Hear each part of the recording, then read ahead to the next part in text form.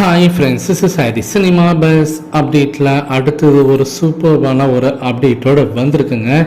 So தளபதி திரைப்படம் இப்போ கோலிவுட் இண்டஸ்ட்ரியை பார்த்தீங்கன்னாக்கா மிரட்டி விட்டுருக்கு அப்படின்னு தான் சொல்லலாம். என்ன காரணம் அப்படின்னு சொல்லிட்டு பார்த்தீங்கன்னாக்கா, இந்த படம் ஒரிஜினலாக ரிலீஸ் ஆகி என்ன வசூலிச்சதோ அதை விட ஜாஸ்தியாகவே இப்போ ரீரிலீஸில் இப்போ லாஸ்ட் ஒரு 10 நாளாகவே நல்ல ஒரு சக்மா போட்டுருக்கு பாக்ஸ் ஆஃபீஸில். ரெண்டாவது வாரமும் பார்த்தினாக்கா இப்போ அந்த வீக்கெண்ட்லாம் பார்த்தினாக்கா நல்லாவே வந்து ஒரு வசூல் வந்து கொடுத்துன்னு இருக்குது. ஸோ அதுவும் ஷோஸ்லாம் நல்லாவே ஃபுல்லாக இருக்குது. இன்னும் ஷோஸ்லாம் இன்க்ரீஸ் பண்ணியிருக்காங்க ரெண்டாவது வாரத்தில் அப்படின்னு தான் சொல்லணும். ஏன்னா இப்போ ஒன்றும் பெரிய படங்கள், பெரிய ஹீரோ படங்கள் எதுவும் ரிலீஸ் ஆகாத காரணத்தினால பொங்கல் வரைக்கும் தேட்டர்லாம் பார்த்தினாக்கா இப்போ என்ன யோசிக்கிறாங்கன்னா, நம்ம ரஜினி சாரோட படத்தை மற்ற படங்களையும் நம்ம ரீரிலீஸ் பண்ணலாமே அப்படின்ற மாதிரிலாம் யோசிக்கிறாங்க. நேற்றுக்கு இதை பற்றி நம்ம ஒரு வீடியோவை தெளிவாக போட்டிருந்தோம்.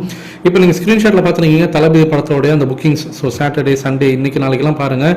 ஸோ எல்லாமே நல்ல ஒரு புக்கிங்ஸ் அப்படி தான் சொல்லணும். ரீரிலீஸ் ஆன ஒரு படம், அதுவும் ரெண்டாவது வாரம் ஓடுது தேட்டரில்.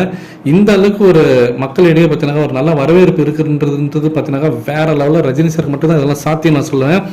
அடுத்தது ஒரு முக்கியமான விஷயம், ஜெயிலர் செகண்ட் பார்ட்.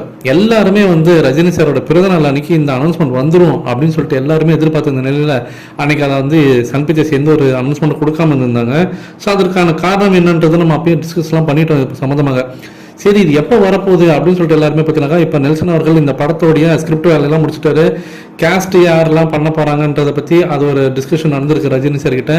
அதே போல் எந்தெந்த லொக்கேஷனில் போய் இந்த படத்தை ஷூட் பண்ணுறதுன்றது சம்மந்தமான ஒரு வீடியோ நம்ம போட்டிருந்தோம் இன்னைக்கு காலையில்.